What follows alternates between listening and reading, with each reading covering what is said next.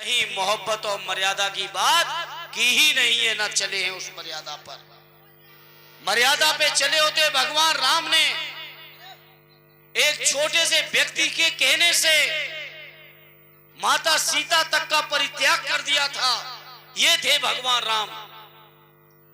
लेकिन आज के लोग अपनी राजनीति को दुरुस्त करने के लिए, भाजपा के लोग केवल दिल्ली की सत्ता बनी रहे, लखनऊ की सत्ता बनी रहे, इस काम पर भी ये बीजेपी के लोग भगवान राम के भी नाम पर झूठ बोलते हैं और जनता के बीच भी झूठ बोलते हैं। ऐसे ये झूठे लोग हैं।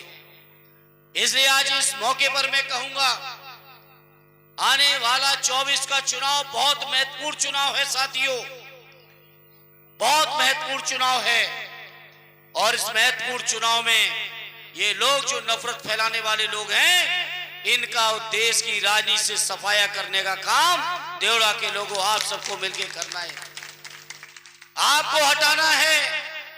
और हटाना इसलिए भी है क्योंकि इन्होंने 5 साल 10 साल में, जो बीते हुए 10 साल में ये लोग भगवान राम के अनुयायी होने का दम भरते हैं, मर्यादाएं सारी तोड़ दी, झूठ की सारी सीमाएं लांघ गए। बताओ नौजवानों, इन्होंने कहा था कि हर साल 2 करोड़ नौजवानों को रोजगार देंगे। 10 साल हो गए बीजेपी के सरकार के, मोदी जी के प्रधानमंत्री पद के। बताओ मेरे देवरा और आसपास के लोगों, रजपुरा क्षेत्र के लोगों, किसी नौजवान को दिल्ली सरकार ने अगर रोजगार दिया हो? एक साथी ने नहीं दिया, एक साथी को रोजगार नहीं मिला। वहीं बीजेपी के लोगों ने क्या कहा? बहुत हुई महंगाई की मार, मोदी जी आएंगे तो महंगाई भी खत्म कर देंगे।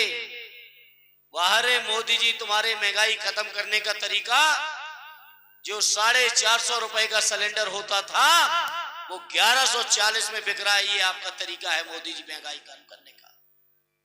यही तरीका है आपका। जो 55 रुपए में डीजल था वो 90 पार हो गया, जो 60 का पेट्रोल था वो 100 के आसपास पहुंच गया। यही आपकी महंगाई की तरीका है। और क्या क्या बातें की? बीजेपी के लोग कहते रहे मैं देश नहीं बिकने दूंगा। और बताओ देश में क्या बचा है जो तुमने नहीं बेच दिया? जहाज बेच दिए, रेल बेच दिए, बंदरगाह बेच दिए, टेलीफोन बेच दिया, बड़ी बड़ी कंपनियां बेच दी। अब बीजेपी के लोगों ने देश में छोड़ा क्या है जिसको ना बेच डाला हो? वो तो भला है हमारे किसान यूनियन और किसानों के आंदोलन को इन्होंने खेदा कि देश के किसानों की जमीन बचा ली।